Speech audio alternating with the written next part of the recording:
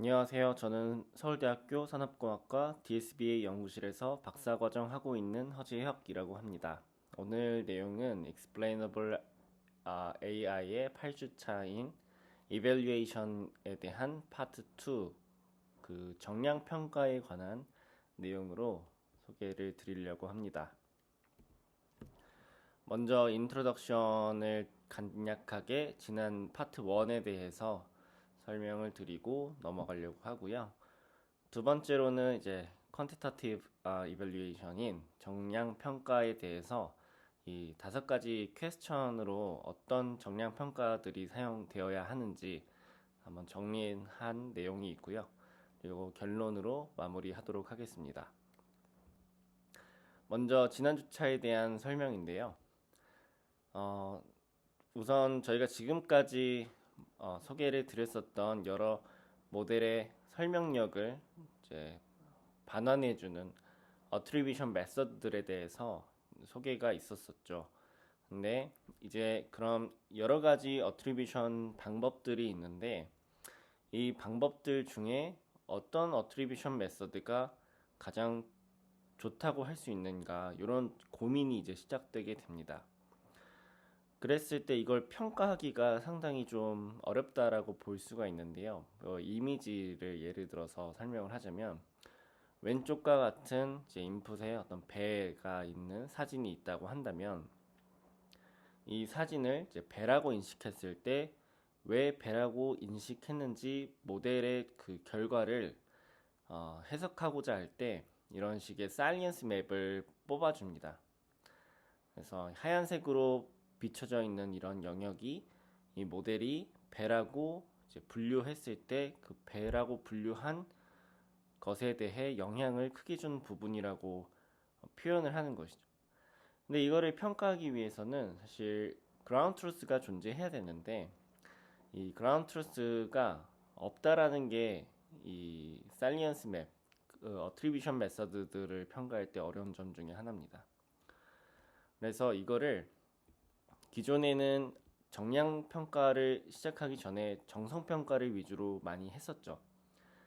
그랬을 때 이제 정성 평가를 통해서 확인하는 방법 중에 뭐 코헤런스를 통해 판단하는 방법도 있었고, 그리고 구분이 잘 되는지에 대해서 또는 사이언스하게 되는 그 샤프니스에 대해서도 이제 판단하는 그런 평가 지표들이 있었는데 평가 방식들이 있었는데 사실 시각적으로만 보는 것이 이 어트리뷰션 메서드가 다른 방법에 비해 좋다라고 분명하게 말하기는 조금 어렵습니다. 왜냐하면은 어떤 특정 그룹마다 원하는 해석의 정도가 또 다를 수 있기 때문에 그렇다고 볼 수가 있는데요.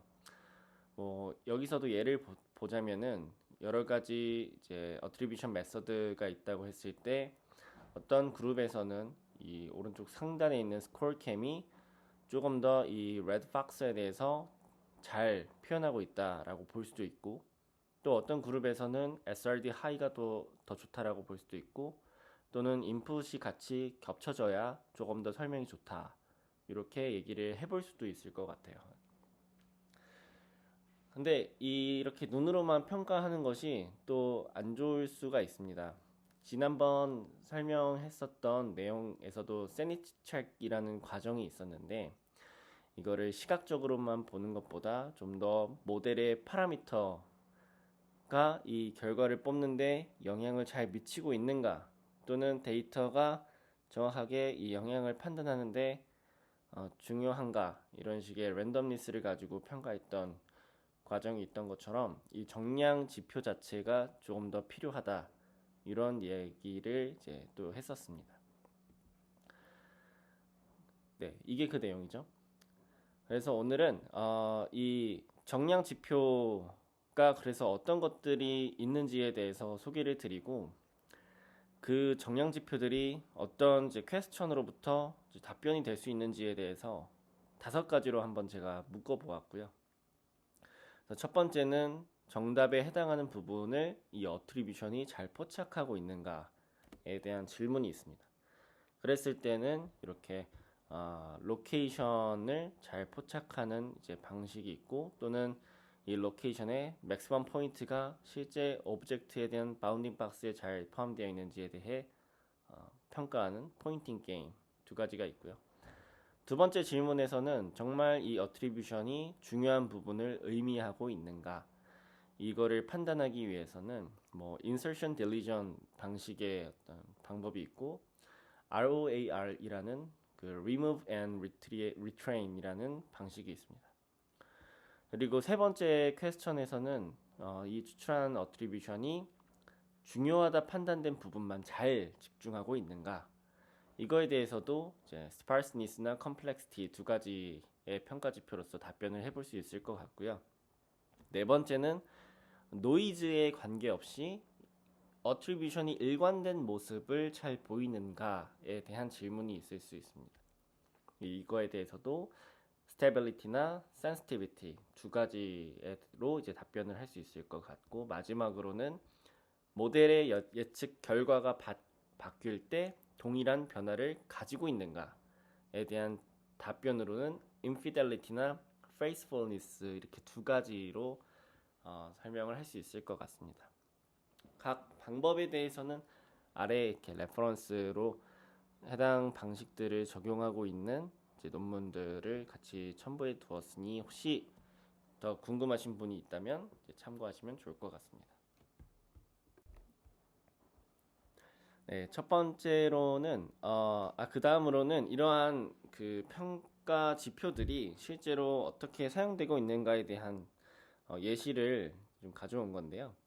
최근에 그래서 어트리뷰션 메서드를 제안할 때는 정성적으로만 기존 방법들과 비교하는 것이 아니라 이런 식으로 앞서 이제 질문과 관련된 평가 지표를 사용해서 종합적으로 좀 더 나은 그런 결과를 보이는 식으로 검증을 하고 있는 것 같아요. 그래서 여기서도 퀘스천 1, 3, 5, 4에 대해서 각각의 평가 지표를 사용해 가지고 이제 답변을 하고 있는 모습을 볼 수 있습니다. 첫 번째 질문에 대한 이제 정량 지표들을 살펴볼 건데요. 우선은 로컬라이제이션 같은 경우는 이미 이전 스터디에서도 많이 등장했었죠. 그래서 간단하게만 설명하고 넘어가자면 저희가 뽑은 이 어트리뷰션이 얼마나 이 관심 영역에 집중되어 있는지를 확인하는 방법이라고 볼 수 있는데요. 정답 데이터인 바운딩 박스가 존재해야 된다라는 게 이제 필수 조건입니다. 그래야지만 이 바운딩 박스 오브젝트에 대한 바운딩 박스 영역에 모델이 이 오브젝트라고 분류했을 때 그에 대해 뽑은 사이언스 맵이 얼마나 바운딩 박스 안에 포함되어 있는가를 가지고 로컬라이제이션 에러를 계산해서 이제 비교하는 방식입니다. 그래서 에러가 작을수록 좀 더 바운딩 박스 안에 이 오브젝트를 사이언스 맵이 잘 표현하고 있다, 이렇게 얘기를 해볼 수가 있는 거죠. 근데 앞서 말씀드린 그 필수 조건인 바운딩 박스가 반드시 필요하기 때문에 바운딩 박스가 없는 경우에는 사용하기 힘든 그런 평가 지표라고 볼 수 있습니다. 그리고 나서 이제 포인팅 게임이라는 게 있는데요. 이거는 이제 가장 큰 이 어트리뷰션의 가장 큰 값이 정답 데이터인 오브젝트에 대한 바운딩 박스 안에 포함되어 있는지를 가지고 평가를 합니다. 그래서 아래 예시를 보시면은 이제 왼쪽에 그 디그다 피규어가 있을 때 빨간색 라인으로 이제 바운딩 박스를 쳐볼 수가 있죠. 그러면 두 가지 메서드 A라는 어트리뷰션 방법이 있고 메서드 B라는 어트리뷰션 방법이 있을 때 이 메서드 A로 뽑은 어트리뷰션의 맥시멈 포인트를 선택한 후 이 값이 바운딩 박스 바깥 영역에 있다라고 한다면 이거는 미스로 카운트를 합니다. 그리고 만약에 이 메서드 B가 이 맥시멈 포인트를 계산했을 때 바운딩 박스 안에 들어있다면 이거는 히트로 표현을 해서 하나씩 다 카운트를 해준 뒤 모든 데이터에 대해 이제 어큐러시를 계산을 해주는 식으로 결과를 내볼 수가 있습니다. 그럼 이제 두 번째로 정말 중요한 부분을 의미하고 있는가, 이거에 대해서 살펴볼 건데요. 첫 번째로는 insertion deletion이라고 해서 selectivity라고도 표현을 하는 경우가 있습니다. 이것도 이전 스터디에서 이제 살펴봤었던 내용이고요. 여기에 대해서도 어떤 식으로 평가를 진행하냐면 모델 예측에 큰 기여를 하는 중요한 특징들, 어트리뷰션이 큰 값이겠죠.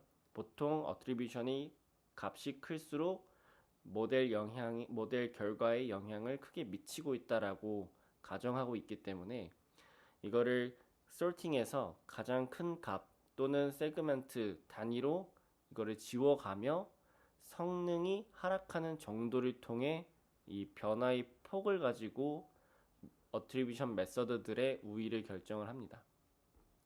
그래서 오른쪽과 같은 경우도 이 빨간 색깔 라인인 LRP 알파2 베타 1에 대한 값이 가장 곡선이 크게 이제 하락하는 모습을 보이기 때문에 이 아래에 있는 면적을 통해서 이제 정량적으로 평가를 해볼 수가 있습니다.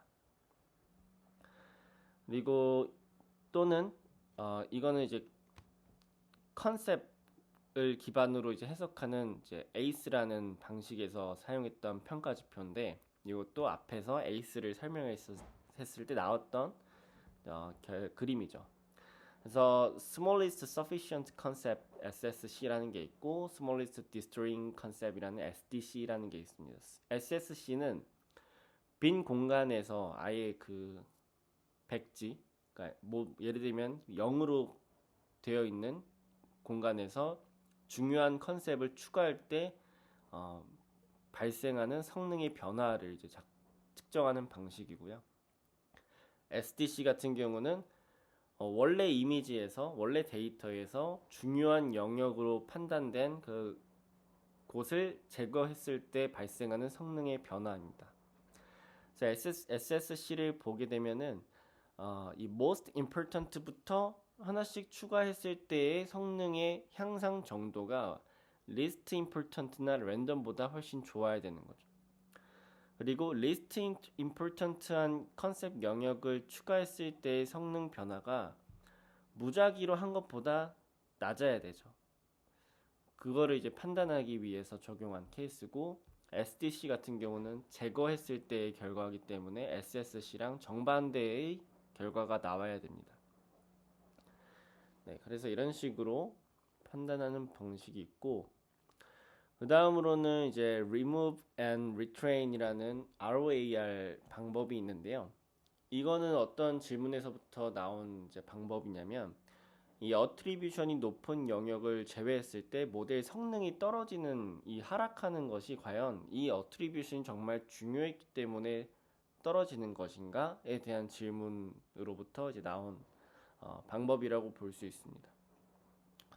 그래서 제가 예시를 그냥 하나 간단하게 만들어 봤는데 만약에 이 트레인셋에 이 차은우와 제 사진인데 제가 이렇게 두 가지가 있을 때 이 둘을 이제 분류하는 모델을 만들었다라고 한다면은 제 이미지를 이제 학습 데이터에 없었던 제 이미지를 넣었을 때 당연히 저라고 분류를 하겠죠. 그리고 이 저라고 분류한 이유에 대해서 어트리뷰션을 뽑게 되면 이제 얼굴 쪽에 어트리뷰션이 많이 가해질 것 같습니다. 그리고 이 얼굴 쪽에 가해진 어트리뷰션을 제외하고 모델에다가 평가를 했을 때 이 차은우라고 나올 가능성이 생기겠죠. 근데 이게 정말 이제 얼굴 때문인가 라는 생각을 해볼 수가 있습니다. 얼굴이 없어졌기 때문인가. 그래서 이 ROAR에서는 어트리뷰션이 지워진 영역을 그 지워진 데이터를 가지고 다시 학습을 해서 어트리뷰션을 성능을 측정을 해봐야 된다 이런 얘기입니다. 그래서 무슨 뜻이냐면은 이 얼굴이 제외된 저의 이미지와 차은우의 이미지 어트리뷰션이 다 얼굴 쪽에 있을 거기 때문에 이 데이터들을 가지고 다시 학습을 하면은 그때는 이제 깨닫게 되겠죠. 이 모델의 성능이 여전히 유지된다라는 것을. 왜냐면 얼굴이 문제가 아니었기 때문에. 뭐 이렇게 생각을 해볼 수 있습니다. 그래서 이 ROAR에서도 이를 보이기 위한 실험으로서 컨트롤 베리언트라는 두 가지 이제 베이스라인 방식이랑 비교를 하게 되는데요. 랜덤은 그냥 어트리뷰션 자체를 랜덤하게 그냥 만들어낸 것이고, 소벨은 소벨 필터라는 것을 통해서 이제 엣지를 잘 따주는 어떤 필터라고 볼 수 있습니다. 그래서 이거를 어트리뷰션이라고 가정을 하고 높은 값에서부터 차례대로 이제 동일한 퍼센트만큼 다른 방법과 비교하기 위해 제거를 한 뒤 모델에 평가를 해줍니다. 그랬을 때 볼 수 있는 모습이 이 랜덤에서 90%를 지웠을 때의 또는 70%를 지웠을 때의 성능 하락의 정도가 앞서 이제 여러 제한되었었던 뭐 그레디언트 기반의 방식이나 그레디언트 백프로파게이션, 인테그레이티드 그레디언트, 스무스 그라드 모두 성능 하락폭이 더 낮다라는 것을 볼 수 있습니다. 그래서 여기서 ROEAR에서도 얘기하는 것이 중요한 영역이기 때문에 이걸 제외했을 때 모델의 성능이 떨어졌을 수도 있지만 학습 분포에서 벗어난 OOD 데이터라서 하락했을 수도 있다. 이런 가정을 하고 있고, 그래서 정확한 평가를 위해서는 중요한 영역을 제거하고 재학습을 해야 된다 라는 주장을 했기 때문에 약간 이름이 Remove and Retrain 이렇게 이름이 지어졌습니다. 그래서 여기서의 SG가 스무스 그라드고, 스무스 그라드에 스퀘어 버전이 있고 베리언스 버전이 있어서 이거 두 가지를 했을 때는 좀 더 나은 그런 어트리뷰션을 만들 수 있다라고 또 추가 제안했던 연구였습니다. 그러면 근데 이제 네. 그 다음에는 이제 세 번째 질문은 중요하다 판단된 부분만 잘 집중하고 있는가 요거에 대한 질문인데요. 뭐 이거에 대해서 또 예시를 들어서 설명을 드리자면은 이 해석이라는 거는 사용자가 쉽게 이해할 수 있도록 중요한 요소만 이제 판단하는 게 굉장히 중요하다라고 볼 수 있습니다. 그래서 예를 들어서 상대방에게 너가 좋아라고 했을 때 그러면은 내가 왜 좋아라고 이제 물어보겠죠. 그러면 거기에 대한 답변으로 막 뭐 이렇게 주절주절 핵심 없이 얘기하다 보면은 내가 좋다는 거에 대해서 이제 이해를 못 하겠죠. 근데 명확하게 중요한 요소만 뭐 같이 있으면 즐겁고 편안해, 앞으로도 같이 지냈으면 좋겠어, 이렇게 딱 단순 명료하게 얘기를 하면은 어느 정도 이해해 볼 수 있겠죠. 뭐 예시였습니다. 그래서 첫 번째로는 스파르스니스라는 이제 정량 지표가 있는데 중요한 영역을 집중을 잘 하고 있다면은 특정 부분에 집중된 이 어트리뷰션을 가지고 있을 가능성이 있다라는 것을 가정을 합니다. 그래서 여기서는 지니 인덱스를 이제 가지고 계산을 해주는데 이름 때문에 조금 헷갈릴 수도 있지만 저희가 흔히 이제 디시전 트리에서 이제 사용되는 그런 지니 인덱스가 아니고 여기서의 지니 인덱스는 아래와 같은 수식을 기반으로 하고 있는 지표이고요. 그래서 어트리뷰션이 이제 그 벡터 V라는 이제 벡터가 있을 때 non negative value를 대상으로 하기 때문에 약간의 전처리가 필요할 수 있습니다. 뭐 간단하게 민맥스 스케일링을 해주면은 non negative value로 어떻게 만들어 볼 수가 있겠죠.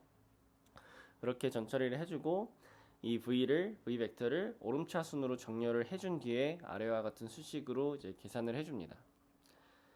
이렇게 계산을 했을 때 여기서의 뭐 K가 이제 인덱스를 표시하고 이 small d가 피처의 수를 의미하게 되는데요.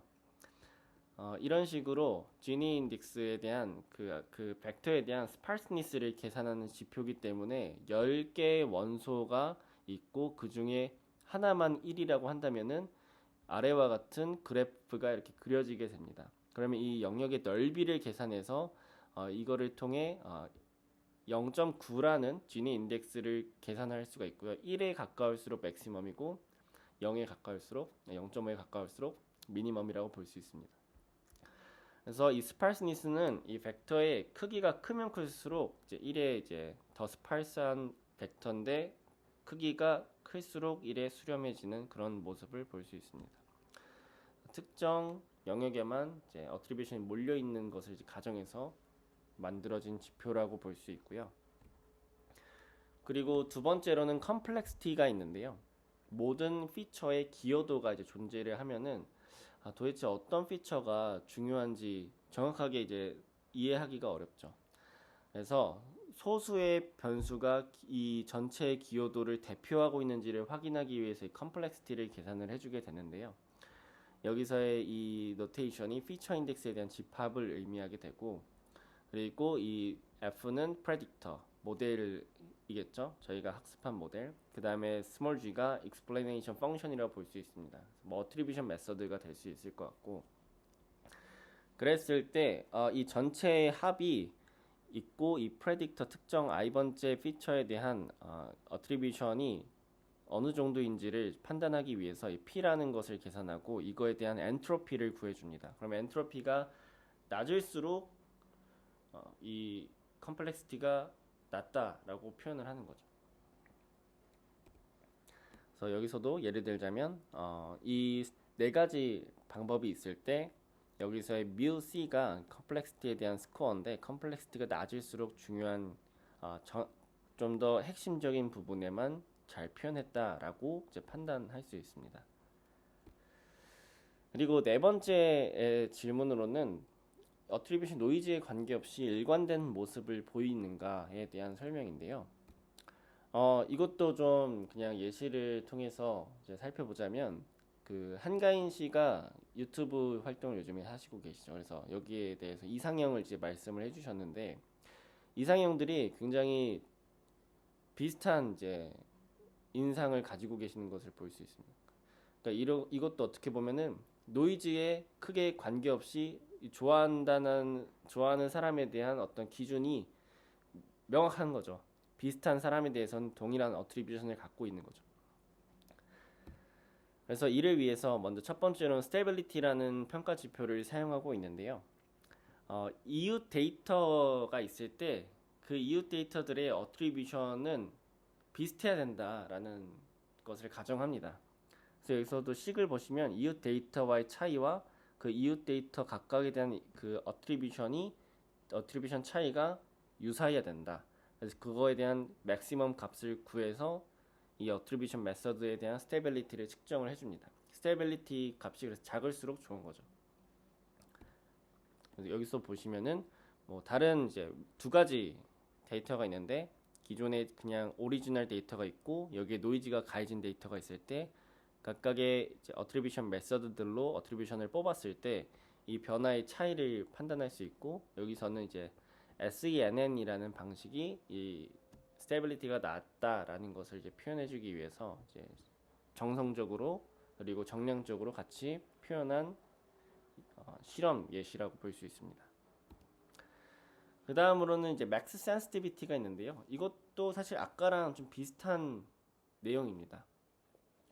여기서는 이제 두 인풋과 어떤 랜덤 노이즈가 추가된 인풋의 어트리뷰션을 이제 뽑았을 때 그거에 대한 맥시멈 차이를 계산을 해줍니다. 그래서 또 이때 노이즈에 대한 레인지도 정해주게 되고요. 이때의 범위 안에서의 델타만큼의 랜덤 노이즈를 통해서 이미지에 주어졌을 때 어트리뷰션이 발생하는 변화의 차이를 가지고 맥스 센시티비티를 계산을 해줄 수가 있습니다. 이 스머스 그라드에서도 얘기했었던 게 이 그레디언트라는 것 자체가 이제 노이즈에 굉장히 민감한 이런 모습을 가지고 있기 때문에 여기서도 이때도 스머스 그라드가 제한이 되었었는데요. 그래서 이 스머스 그라드 논문에서는 사실 정량 평가 자체는 없었습니다. 그래서 이 맥스 센시티비티를 이제 언급했던 논문에서도 이 스머스 그라드 자체가 이 센시티비티를 충분히 잘 낮추고 있다라는 거를 정량 평가를 같이 보여줬었던 결과가 있어서 가져왔고요. 그래서 기존 방법들의 스무스 그라드는 어느 방식이든 적용할 수 있는 방법이기 때문에 이걸 적용했을 때 이 센시티비티가 줄어든다라는 것을 이제 언급한 것이고요.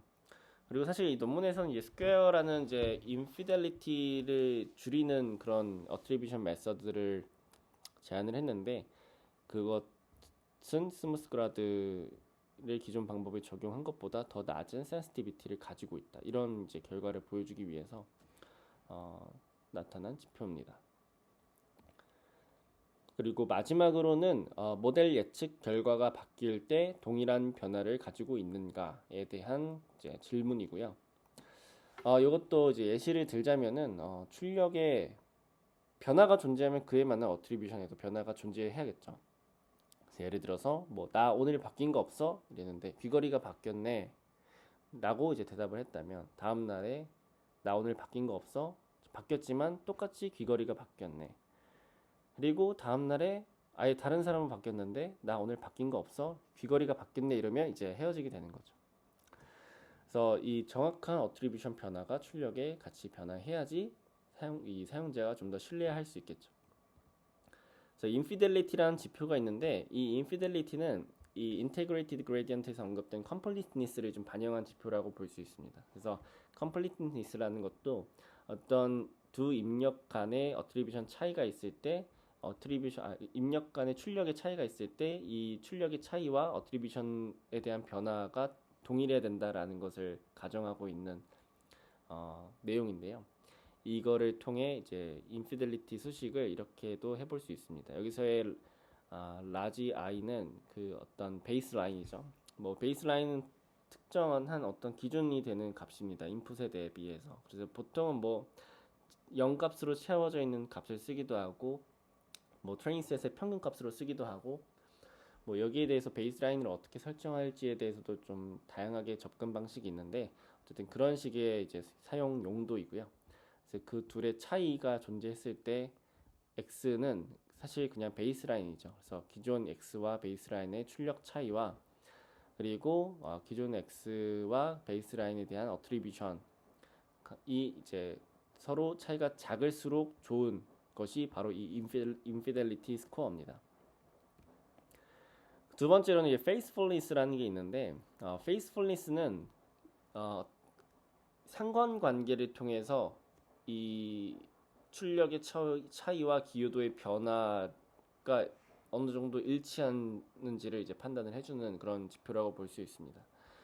그래서 뭐 이때 사실 그 피처 인덱스에 대한 조합이 너무 많기 때문에 거기에 대한 이제 서브셋을 구성해서 이제 코릴레이션을 이제 계산을 해주는 그런 결과라고 지표라고 볼 수 있습니다. 그래서 이제 결론을 내리자면은 5가지 질문에 대해서 이제 각각의 답변이 될 수 있는 평가 지표들을 소개를 드렸는데 이거를 또 다시 크게 묶어보자면 이 퀘스천 1, 2, 3에 대한 거는 정확성, 이 어트리뷰션에 대한 정확성을 좀 고려하고자 할 때 사용할 수 있는 지표라고 생각이 될 수 있을 것 같고요. 그리고 퀘스천 4, 5에 대해서는 이 어트리뷰션에 대해서 어느 정도 신뢰할 수 있는가 이거를 살펴볼 때 생각해 볼 수 있는 지표라고 할 수 있습니다. 네, 그래서 오늘은 그 explainable AI에 대한 evaluation의 정량 지표 파트에 대한 설명을 드렸습니다. 네, 긴 시간 들어주셔서 감사드립니다.